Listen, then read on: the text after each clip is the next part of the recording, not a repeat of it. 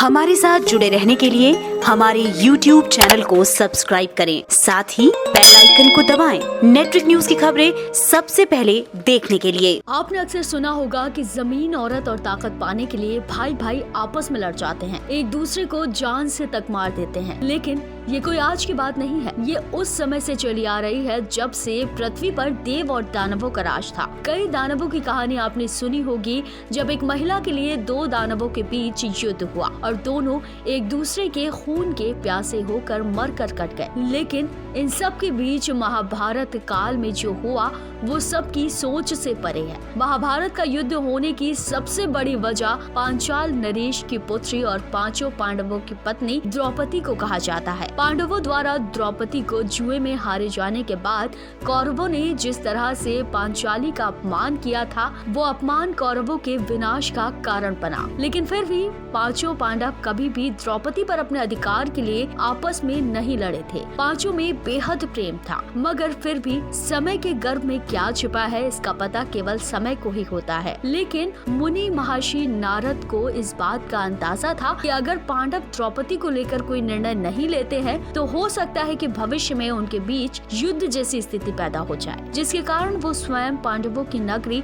इंद्रप्रस्थ पहुँचे। वहाँ राजा युधिष्ठिर को सलाह दी कि इससे पहले कि पांचाली के कारण पांचों भाइयों में दरार पड़े, इससे पहले कोई निर्णय लिया जाए। युधिष्ठिर ने नारद मुनि से पूछा कि वो ऐसा क्यों कह रहे हैं, तो नारद मुनि ने दो बेहद ही सहचारी दैत्य भाई सुंद और उपसुंद के बारे में बताया। नारद मुनि ने कहा कि दोनों भाइयों को ये वरदान था कि वो केवल एक दूसरे को ही मार सकते हैं। संसार की कोई भी चर या अचर वस्तु उनका कुछ नहीं बिगाड़ सकती। जिसके बाद एक स्त्री को पाने की लालसा में दोनों ने एक दूसरे का ही वध कर दिया था। जबकि कहा जाता है कि दोनों भाइयों में इतना प्रेम था कि दोनों एक पल भी एक दूसरे के बिना नहीं रह सकते थे। लेकिन एक मायावी स्त्री जिसका नाम तिलोत्तमा था, जिसके कारण दोनों भाइयों का प्रेम विद्वेष में बदल गया और दोनों एक दूसरे के खून के प्यासे हो गए। ये स्त्री स्वयं परम पिता ब्रह्मा ने दो भाइयों की मृत्यु के लिए भेजी थी। नारद मुनि की बात सुनकर युधिष्ठिर को भी एहसास हुआ कि स्त्री के कारण भाइयों के बीच फूट पड़ सकती है।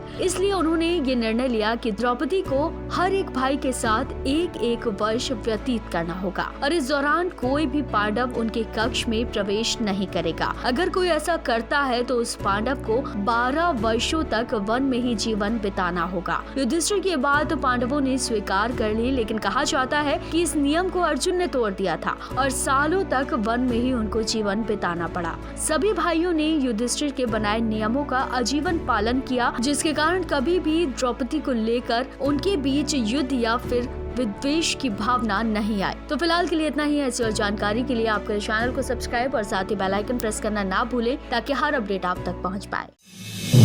आप देख रहे हैं नेटवर्क न्यूज, साहस सच कहने का।